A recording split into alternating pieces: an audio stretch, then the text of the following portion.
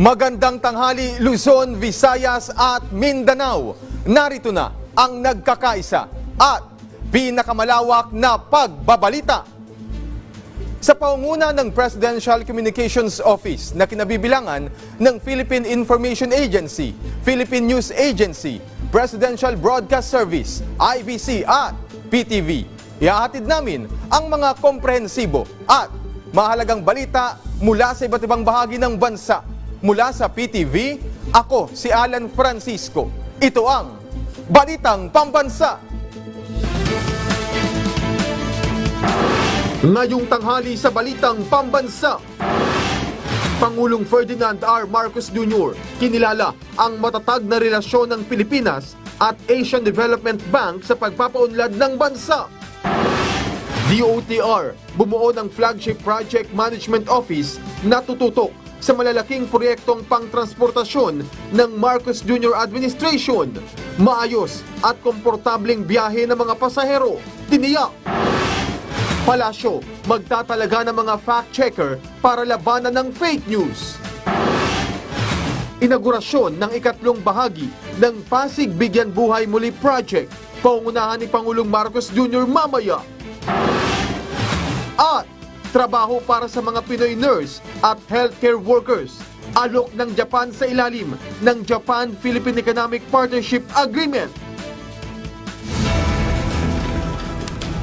Una sa ating mga balita, itinuturing ni Pangulong Ferdinand R. Marcos Jr. na most important partner ng Pilipinas ang Asian Development Bank sa pagpapaunlad ng bansa.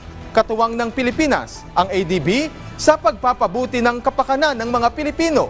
Si Clazel Pardilla ng PTV Manila sa Balitang Pambansa. Pinagtibay pa ng Pilipinas at ng Asian Development Bank ang ugnayan para mapaunlad ang ekonomiya ng bansa. Kasunod ito ng pagkikipagpulong ni Pangulong Ferdinand R. Marcos Jr. sa bagong pinuno ng ADB na si Masato Kanda na nag-courtesy call sa Malacanang kahapon. Itinuturing ni Pangulong Marcos na isa sa pinakamahalagang partner ng Pilipinas ang ADB. Ang ADB ay isang regional institution na nag-aabot ng tulong pinansyal at teknikal sa mga bansa sa Asia at Pasipiko para mapabuti ang ekonomiya, infrastruktura at kalidad ng buhay. The development that we have achieved that have been assisted by the ADB is the most important project that we have had in the Philippines. And yet, we find that in the last years, recently, that has even increased. And so I think this is very encouraging, very promising. December 1966 nang ilunsad ang ADB sa Maynila. Mula sa 31 noon ay lumobo na sa 69 ang miyembro nito ngayon. Katuwang ng Pilipinas ang ADB sa mga programa at inisyatiba na magpapabuti sa kapakanan ng mga Pilipino. Kabilang ang paggawa ng MRT Line 4 na sinasabing magpapaluwag ng trapiko sa Metro Manila. Bataan-Cavite Interlink Bridge na magpapadali sa transportasyon mula Central Luzon patungo ng Calabarzon. Walang Gutom Project na bahagi ng food stamp program na target bigyan ng sapat at disenteng pagkain ang pinakamahirap na Pilipino. Kasama rin ang Climate Change Mitigation and Adaptation Project na tutugon sa climate change. Inaasahang makukumpleto ni Kanda ang kanyang termino sa taong 2026, kasabay ng lalo pang pagsigla ng ugnayan ng Pilipinas at ADB sa paggawa ng mahalagang proyekto na makapagbibigay ginhawa sa mga Pilipino. Mula sa PTV Manila, Clazel Pardilla, Balitang Pambansa. Naniniwala ang Budget and Management Department na malaki ang matutulong ng pagkakaroon ng tinatawag na devolution of power sa gobyerno para sa pagpapaunlad ng bansa at ng lokal na pamahalaan. Ayon kay Budget Secretary Amenna Pangandaman, sa ganitong paraan, nagkakaroon ng pagkakataon ang mga LGU na sapat na kapangyarihan para matutukan ang pangailangan ng bawat komunidad Binigyang diin din nito ang importansya ng kolaborasyon sa pagitan ng national at local government para sa pagpapabuti ng ekonomiya. Ipinahayag din ng kalihim na ang Local Government Support Fund ay maaaring gamitin para sa waste management at agricultural projects. Kinilala rin niya ang kahalagahan ng public-private partnerships para sa malalaking infrastruktura tulad ng sanitary landfills. Ibababa pa ng Department of Agriculture ang presyo ng bigas sa pagpasok ng buwan ng Marso. Kung magkano, alamin natin sa Balitang Pambansa ni Vel Custodio. Ibababa pa sa 49 pesos ang maximum suggested retail price ng 5% broken imported rice simula sa March 1. Napagdesisyon na ng Department of Agriculture na ipatupad sa piling mga lalawigan na 49 pesos MSRP dahil mas mababa pa ang presyo ng bigas sa ilang mga probinsya kaysa sa ipinapataw na MSRP. Ayon doon sa datos ng PSA, karamihan ng mga matataas ang presyo ng bigas na doon sa Metro Manila, sa key urban areas at saka yung mga key cities, yung mga urban centers natin. Bukod sa Metro Manila, ilan pa sa mga rehiyon na nakakapagtala ng mataas sa presyo ng bigas ay ang Calabar Zone, Metro Cebu, Metro Davao, Cagayan de Oro at Zamboanga. Ayon sa DA, bukod sa pababaan trend ng presyo ng bigas, nakokontrol na rin ng nationwide implementation ng MSRP ang pagpapababa ng presyo ng bigas sa merkado. Nagsimula tayo 58 and then we proceeded with 55. Nung nag-52 tayo, doon tayo nag-start na nag-nationwide. This coming March 1, we'll use na yung 49 pesos in selected areas. Pinapabilis na rin ng DA ang pag-release ng National Food Authority rice dahil na rin sa deklarasyon ng National Food Security Emergency sa bigas. Ito'y para makapamili na ang NFA ng mga bagong aning palay. Bibilhin ng mga fresh na palay ng 17 hanggang 23 pesos habang ang mga tuyong palay ay bibilhin ng 23 hanggang 30 pesos. Samantala, nagkakasundo na raw ang lahat ng pork industry players sa layunin na pababain ang presyo ng karning baboy.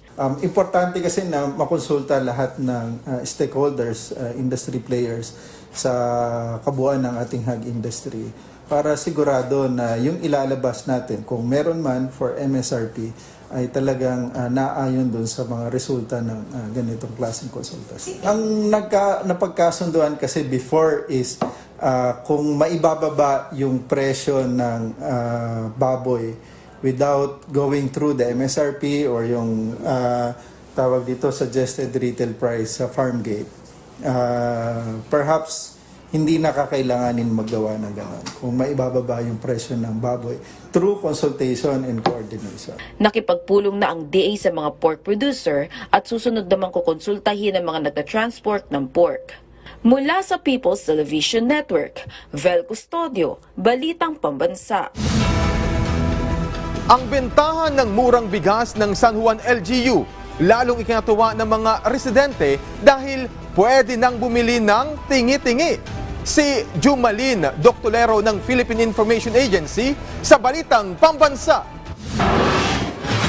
Lalong ikinatuwa ng ilang residente ang umarangkadang bentahan ng murang bigas ng National Food Authority sa San Juan City matapos payagan ang pagbebenta ng tingian. Nauna nang ibenta kada sako ang murang NFA rice sa lungsod sa halagang 1,650 pesos na naglalaman ng 50 kilos, ngunit may ilang mamimili nga ang nagtanong kung maaari ba ang tingi.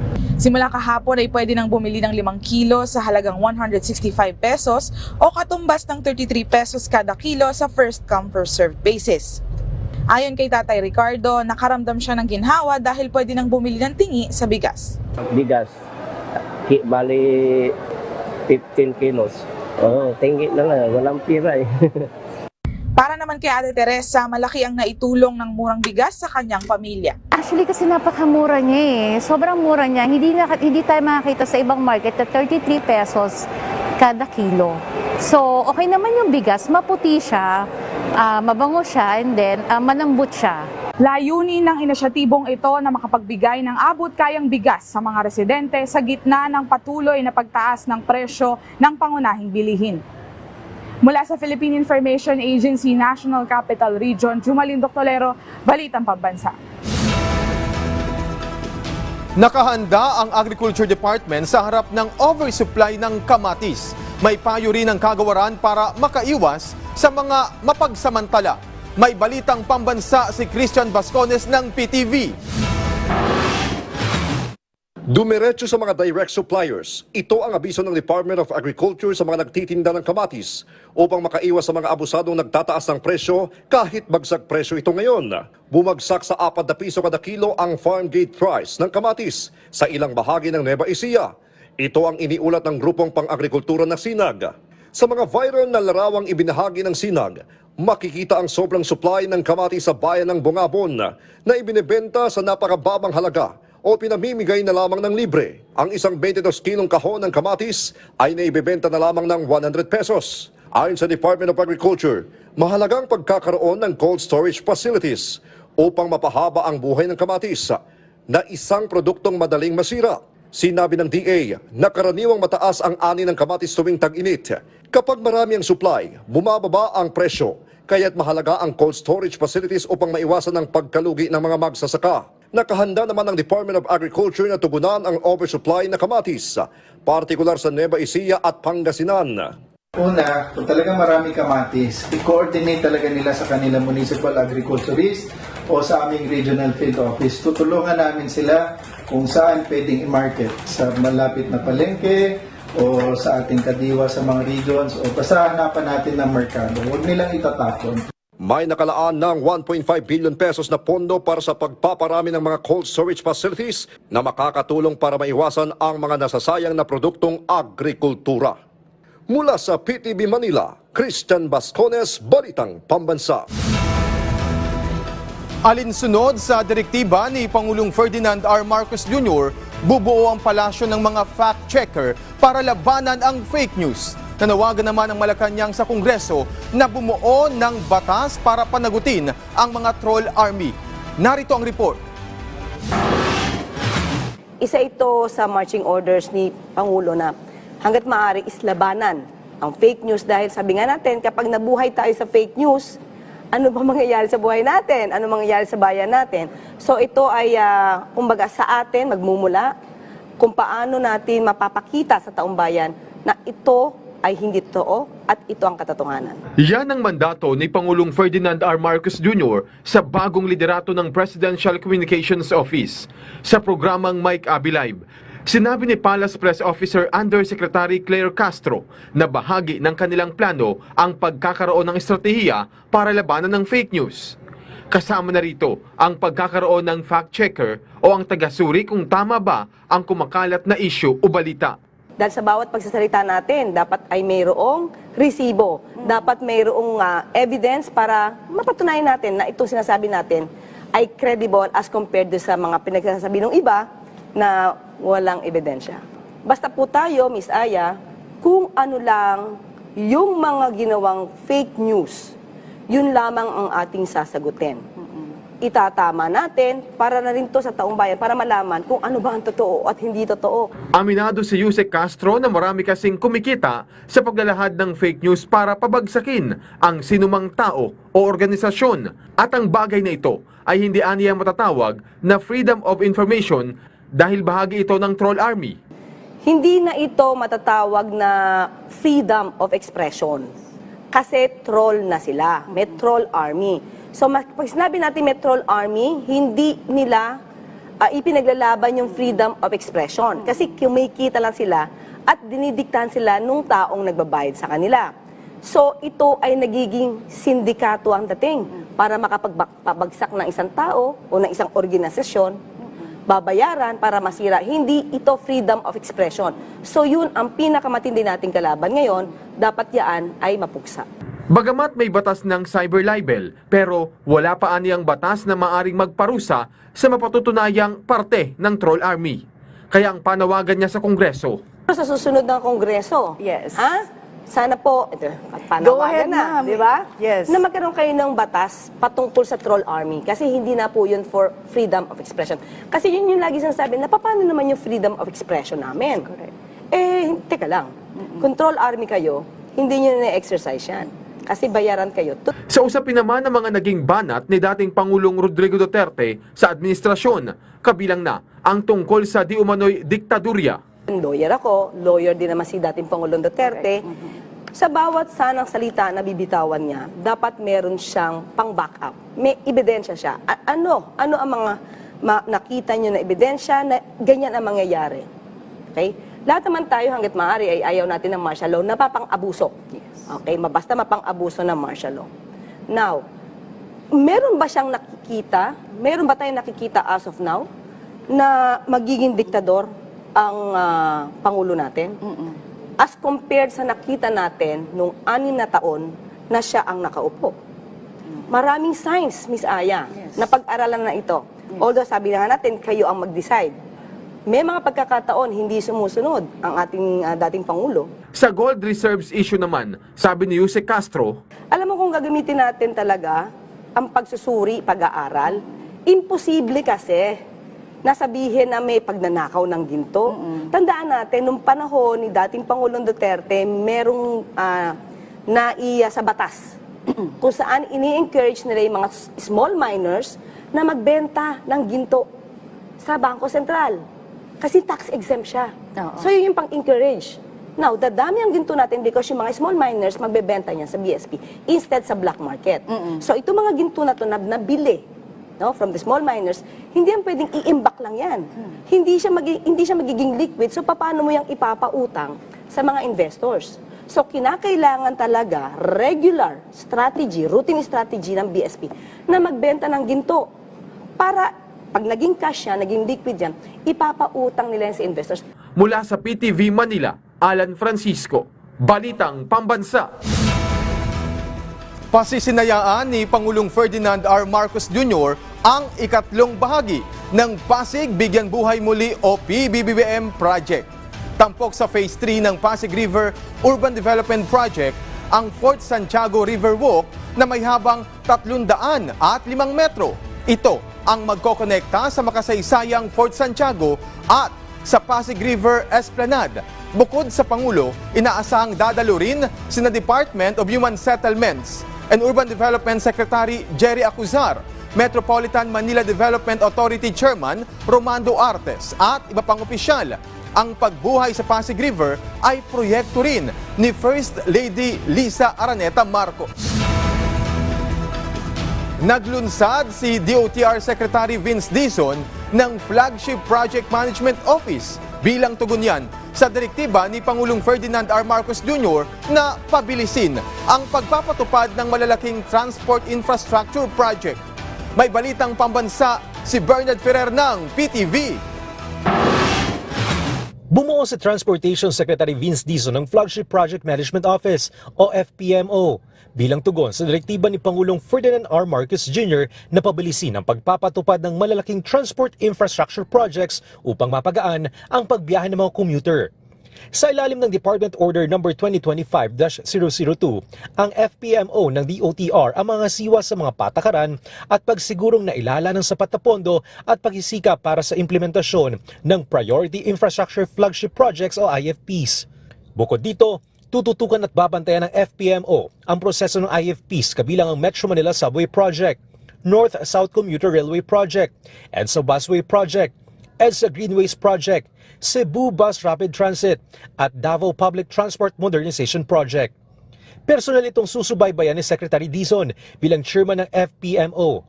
Ang kalihim din na magpapasya kung aling mga proyekto ang maaaring idagdag bilang priority IFP sa hinaharap.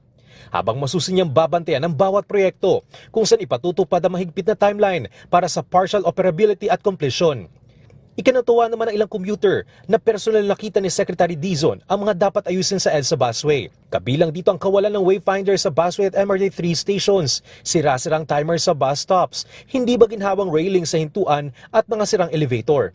Gayun din ang usapin ng pananatili ng busway para sa kapakanan ng mga commuter. Maganda po na na-experience talaga. Yung kung paano namin na-experience yung hirap, meron din yung enjoyment. Positibo rin ang ilan nating kababayan sa posibilidad na mapalawig ang operating hours ng Metro Rail Transit at Light Rail Transit. Isa po ako dun sa makikinabang kung mag-e-extend ko sila kasi usually nag-e-extend din po ako sa work ko. So kung mag-e-extend din po yung working hour, mas makakatipid po ako kasi Inaabangan na rin ng mga motorista ang mas mabilis sa paglabas ng kanilang mga plaka mula sa Land Transportation Office matapos ipag-utos si Transportation Secretary Dizon na dapat mailabas ito sa loob ng 27 oras. Mula sa People's Television Network, Bernard Ferrer para sa Balitang Pambansa.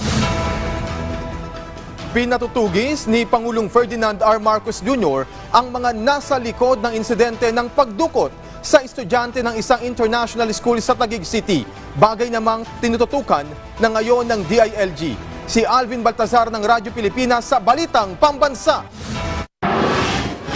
Nagbigay na ng direktiba si Pangulong Ferdinand R. Marcos Jr. kay DILG Secretary John Vic Remulla laban sa mga nasa likod ng naganap na pagdukot sa estudyante ng isang international school sa lungsod ng Taguig nitong naganap na Pebrero 20. Ang utos ng Pangulo, sabi ni Remulla, habulin ang lahat ng mga salarin sa nabanggit na insidente ng kidnapping.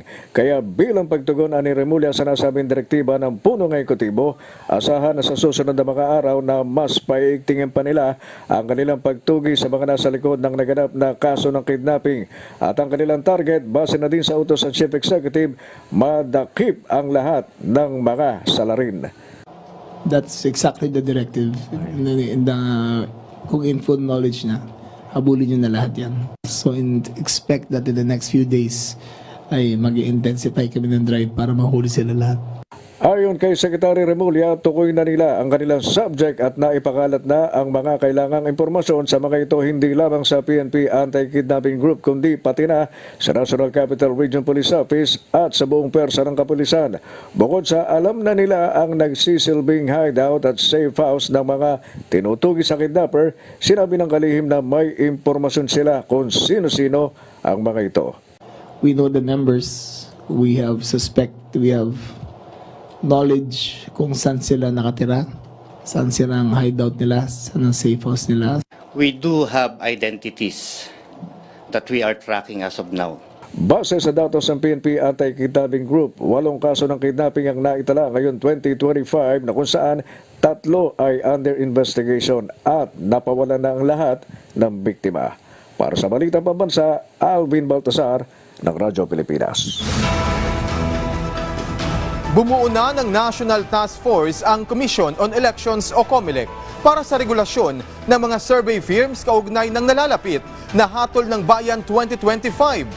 Ayon kay COMELEC spokesperson Director Rex Ludianco, bilang bahagi ng Fair Elections Act, layo ng nasabing task force na tiyakin ang katotohanan sa likod ng mga isinasagawang survey kung saan dapat ay nakarehistro ito habang isinasa publiko kung sino ang nagpakomisyon, sino-sino ang respondents, maging ang metodolohiya nito. Tututukan din aniya ng task force ang mga survey na lumalabas sa social media. Paliwanag ni Ludianco, ang sino man na magsasagawa ng election survey sa election period simula January 12 hanggang June 11 na hindi rehistrado ay kakasuhan ng kasong kriminal o election offense na may kasamang pagkakakulong ng 1 hanggang 6 na taon, pagkakatanggal ng karapatang bumoto at perpetual disqualification to hold public office. Nagbabala naman ang komisyon hinggil sa illegal na kalakaran ng vote buying ngayong Hatol ng Bayan 2025.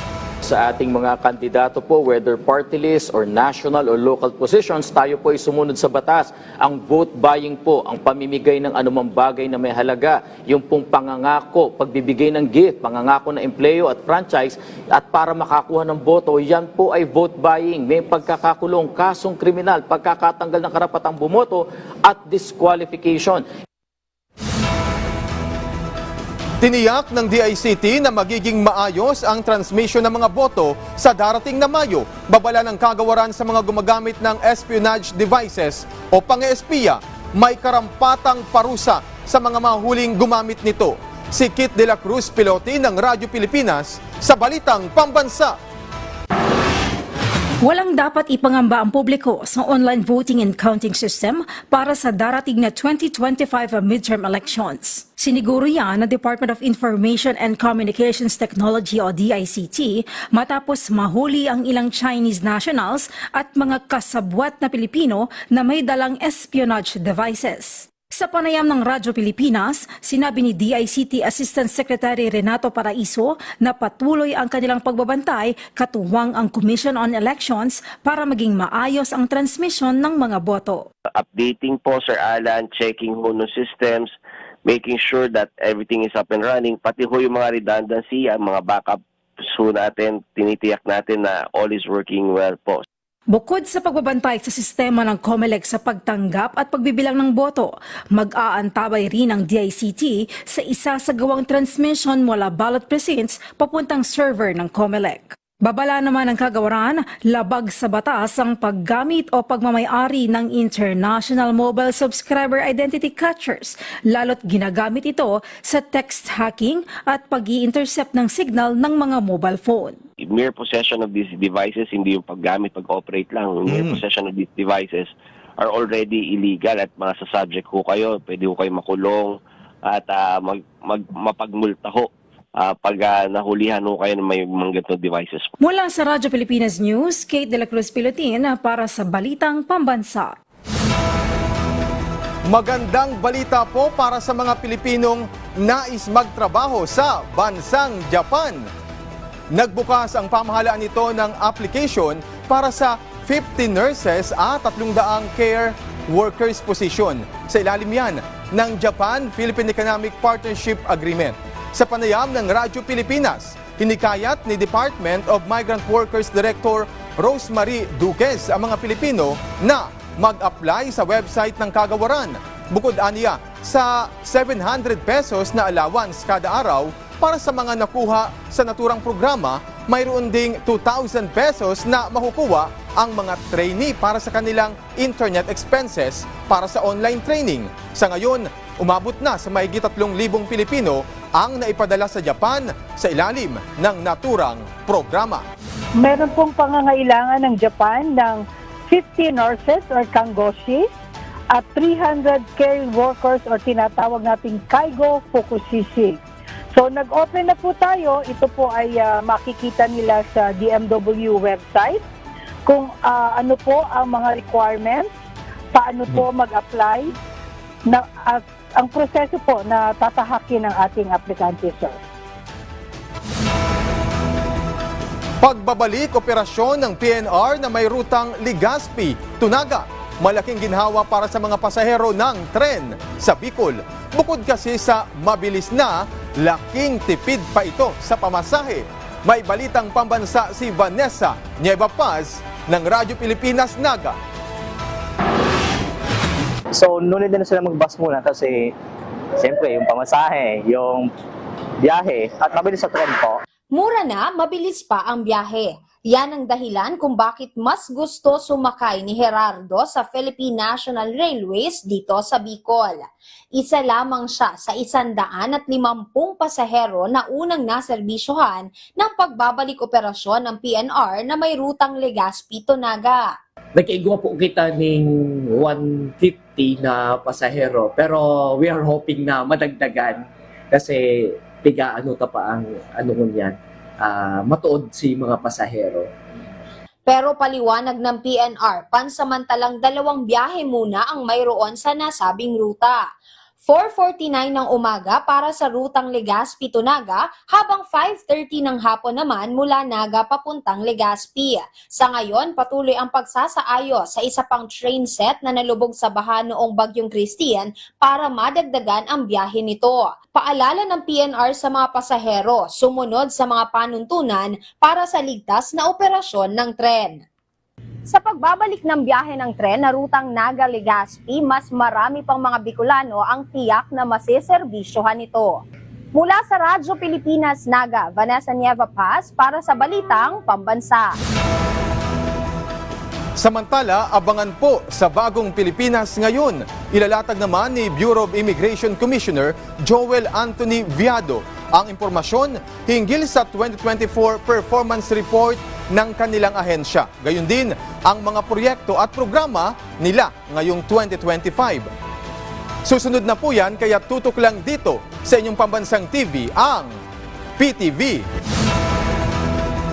At dyan po nagtatapos ang 30 minutong ulat sa bawat sulok ng bansa. Samahan nyo kaming muli mamayang alas 6 ng gabi para sa updated at pinalakas pang balitaan. Mula sa PTV, ako si Alan Francisco. Ito ang pinalawak na puwersa sa paunguna ng Presidential Communications Office, kabilang ang Philippine Information Agency, Philippine News Agency, Presidential Broadcast Service, IBC at PTV. Hatid sa inyo ang komprehensibong paghimay sa mahalagang usapin dito lang sa Balitang Pambansa.